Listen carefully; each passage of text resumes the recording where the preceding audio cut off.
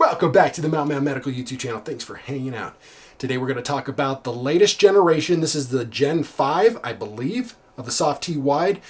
This is a fantastic tourniquet. The reason why I'm not sure if it's the Gen 5 or not is that the old tourniquets, the Gen 4 says Gen 4 on it, and these new tourniquets don't say Gen 5, so I don't know if there's another generation out there I'm not aware of or what the deal is, but I'm calling it the Gen 5 because it's the latest one and it's not the Gen 4. And there's a couple of key differences between this and the Gen 4, so hang out, we're going to talk about that next.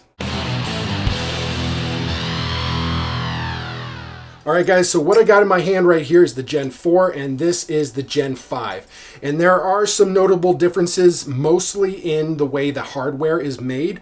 The Gen 4 has a lot more metal on it, whereas the Gen 5, the only thing metal on it is the aluminum windlass. And this is aircraft grade aluminum, machined out of a single bar stock, so it's going to be pretty robust for you.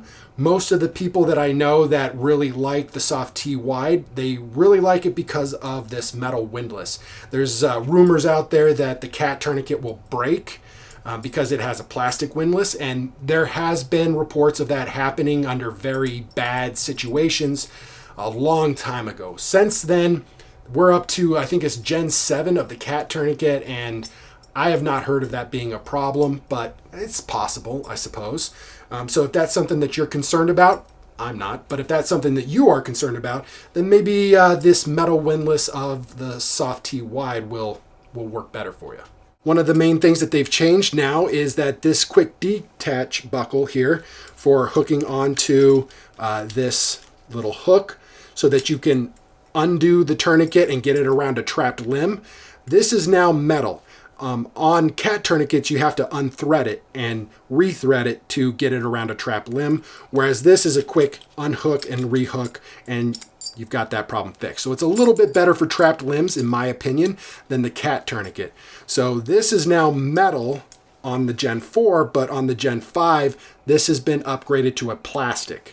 And it seems like it's robust enough. If you have a problem with plastic things breaking on your tourniquets, then that might be a deal breaker for you. But I don't think it's going to be an issue.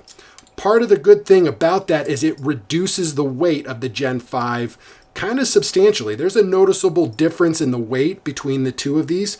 And in fact, I'll roll some footage here, a couple of pictures of, I weighed the differences between the Gen 4 and the Gen 5. And I want to say there's like a 28 gram difference between the Gen 4 and the Gen 5. The Gen 5 is sitting at 107 grams, and this is sitting at 135 grams. So there's a little bit of a weight difference there. If that's something that you're worried about, maybe you're backpacking in the Rocky Mountains and you were trying to save on every little bit of weight that you can, then maybe the Gen 5 will work a little bit better for you than the Gen 4. But it just kind of depends on what your uses are and what you're planning to do. Now, one of the things that I like about the SOF-T Wide is that it is kind of more of a medic's tourniquet. I like to use these to apply to somebody else. They're very fast and easy to use on somebody else, but they're not quite as good for self-application. It's totally possible. You just have to learn a new technique, and it's a little more awkward than the cat tourniquet, but it's definitely possible. You can do it.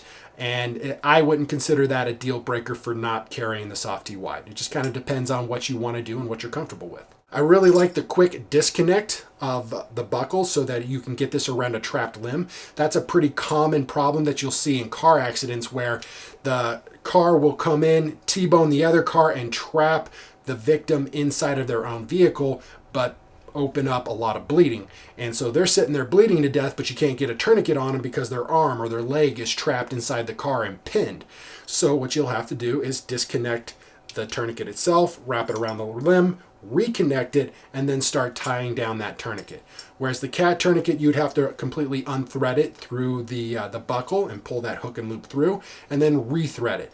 And that's not a huge deal either, but I do know from experience that trying to thread that little strap through that tiny little slot in the buckle of the cat tourniquet can be pretty stressful when your hands are shaking.